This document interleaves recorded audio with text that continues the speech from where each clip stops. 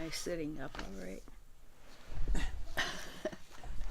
I don't want to look all bend over. Okay, I may have to stop this now. Okay. Go. What happened in 1934? Well, in 1934, we had a tragedy. We had just finished putting shocks of wheat over the top of hay in the haymow. And it was very hot weather.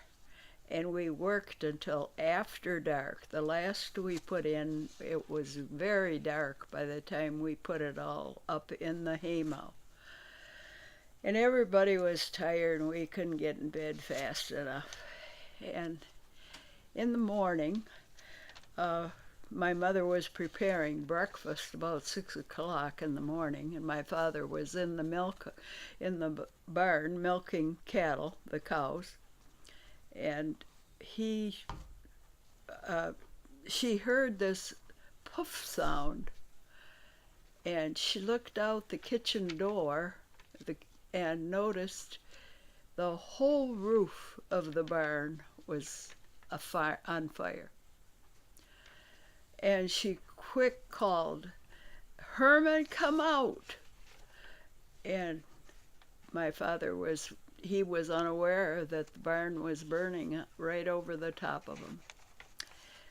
So she called the Richmond Fire Department, which had a tank on the back of a truck, had a tank of water on the back of the truck, and that was the extent of protection from the fire.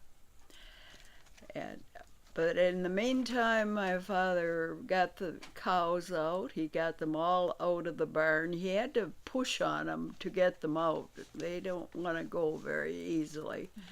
And he got them out, and was able to get the horses out too. And he said, "Open the gate to the lane, going back to the lane and to the other back of the 40." And so someone went and opened the gate up, and the animals got away from the fire. But all of the equipment was lost, and all of the winter supply of the food for the animals, and of course the barn itself, burned right to the ground, because that little bit of water that the fire department had, they just stood and watched it burn. It was nuts. And later in the day, people were coming and expressing their sympathy and saying, "Well, we'll help you," and all of that. My father's brother, Arthur, was a mailman, and he had heard about the terrible thing that happened out at the Herman Krause residence, and he came, and by that time, my mother couldn't find my dad, and she said to me, "Go and see where your dad is." So I started looking for him. There wasn't many places to look, just a little milk house where we had put the milk in, went to wait for someone to come and pick it up. He wasn't in there. And I looked behind the house, and there was the orchard, and I could see him in the orchard under one of the trees. And I went back to tell him that his brother was there, and he wanted to talk with him. He had his head against one of the branches on the trees, sobbing. And it was the only time I've ever seen him cry.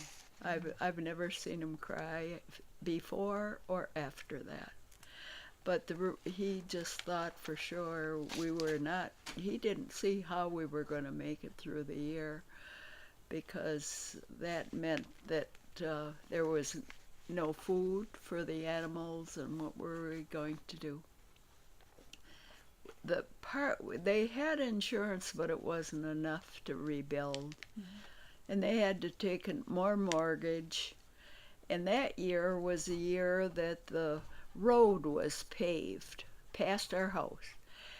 And we had 40 acres on one side where the house was, and then the other side had 40 acres on the other side with no buildings, but we were assessed double for that. So that was on top of the regular taxes, and that was what really was going to drown us that year. And it went along. They got what little money they could from the insurance. That gave us a down payment to start the rebuilding. And everybody worked and people came. There were people, all the neighbors. It was wonderful, really, what people got to do, because nobody had much money. They just gave of what they had.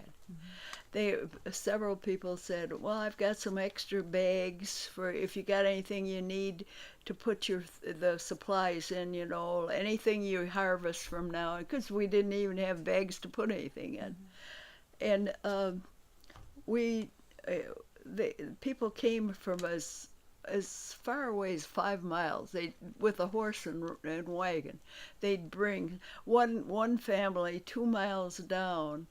He had made his wagon with compartments on it so that the cows could eat. You put the food on that, and the cows could eat on that wagon until we got the barn up, afterwards. And it took a good 2 months before they got it ready for a barn raising, and then that in itself was an effort on the part of the man they hired. And it turned out that at that time there were almost 62 people, 62 men that came. Off and on throughout the day, he would say, I need 10 men for this, or I need 4 men right now. And they would step up and do it. And it also meant that we fed that many people throughout the day. And the different women in the neighborhood brought food. And we had a table set up under the tree in front of the house. And all day long, the women in the house cooked. And of course, my job was to keep the table clear from the dishes that somebody had used, take them in the house. They washed the dishes, start over again. And then, of course, it got to be Christmas time.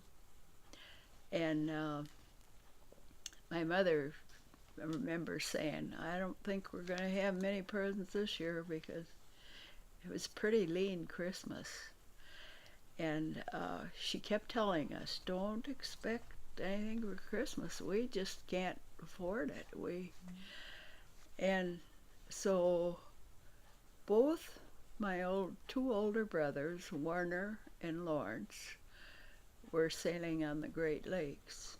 And they were coming home once they got the ship laid up for Christmas, or for the season, and they had to do this in Erie, Pennsylvania. They laid the ship up, and they didn't know if they were going to get home for Christmas or not. And we were hoping they'd be home for Christmas. That was going to be our bright spot. So we went to service at Christmas Eve. Nobody was there yet, We went.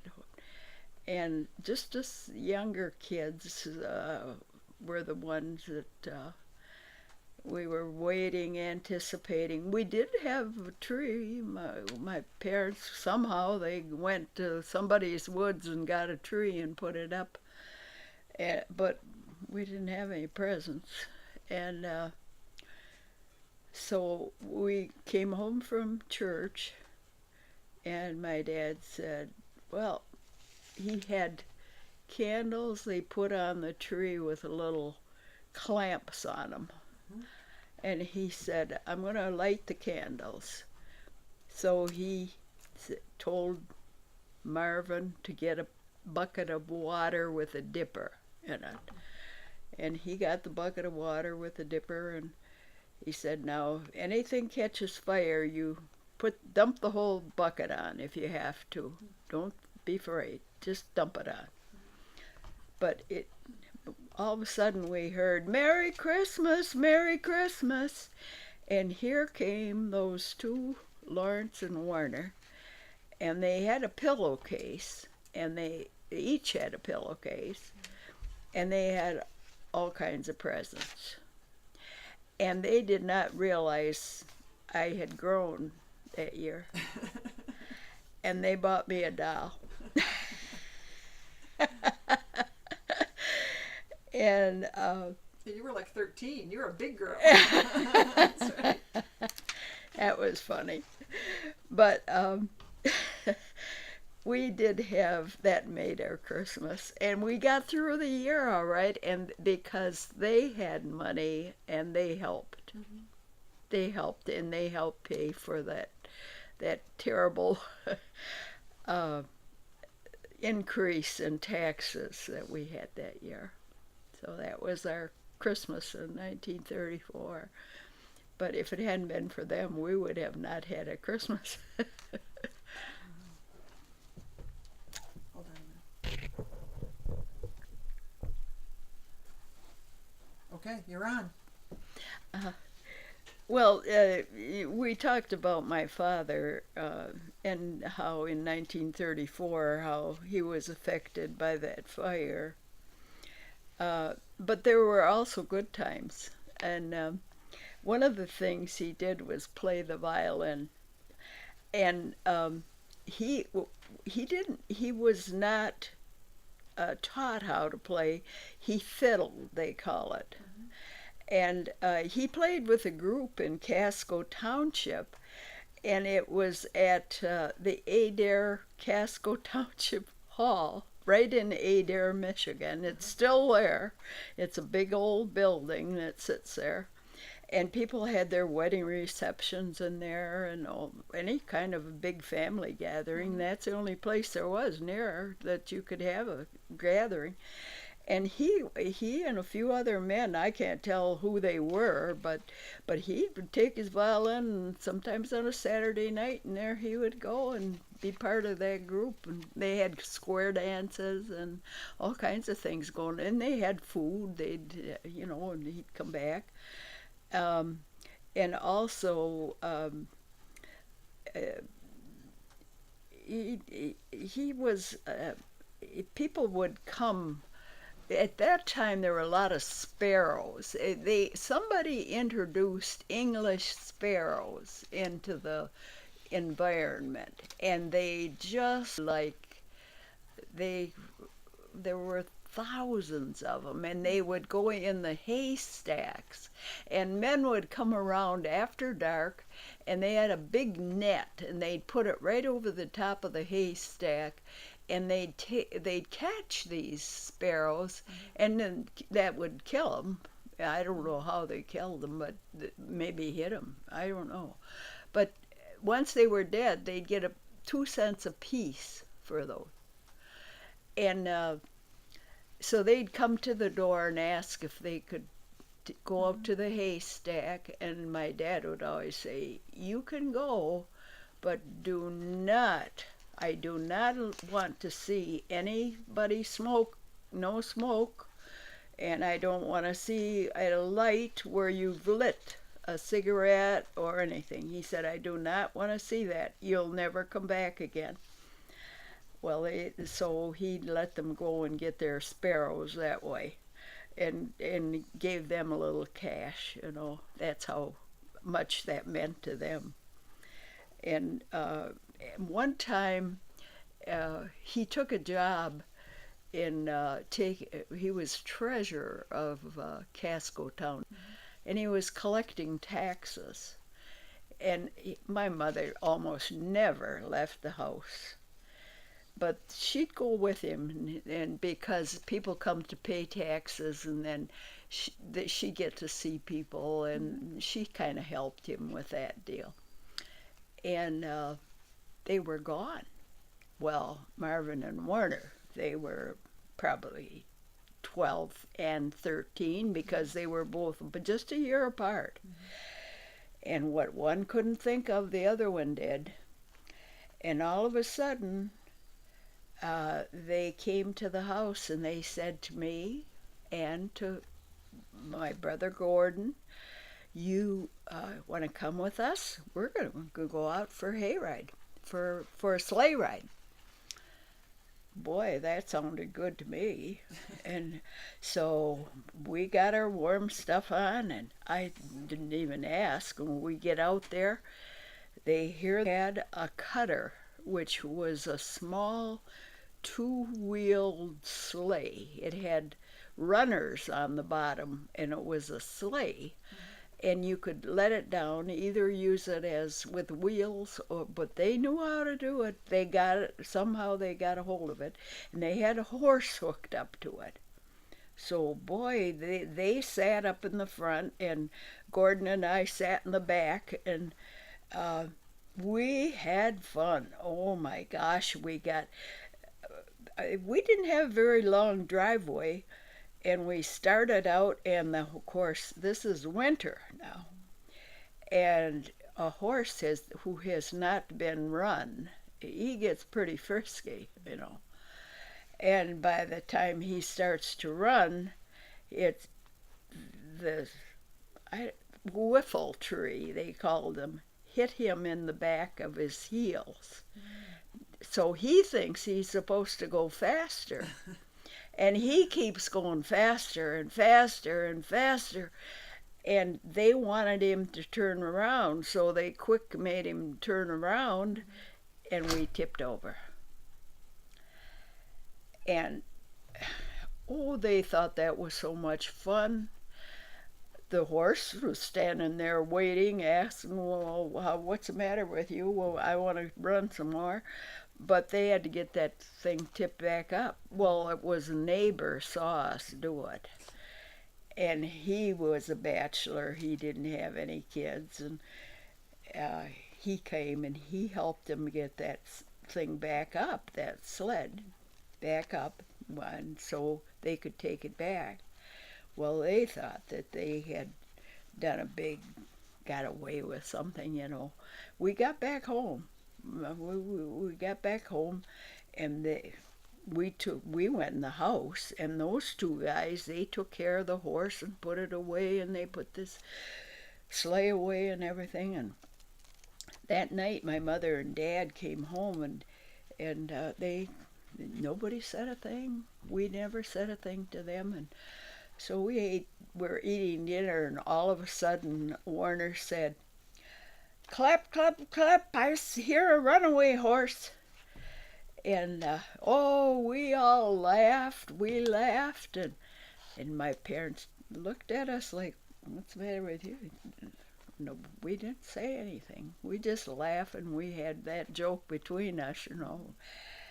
And so that night, after we finished dinner, here comes that John that had helped put that sleigh back up. He couldn't wait to tell my dad what had happened. We were caught red-handed. And I don't think he did a thing to him. I don't think he did. But I remember that. Oh, that was that was our big thing for the day. I don't think they ever left us alone again. Wait a minute. I'm running out of space. Okay. I have to either download this to my computer, figure out how to do that, which I don't know how to do that yet. Okay. Or take something off of this to create some space. So Okay. let's just hang on for a minute. All right. I should say next what my mother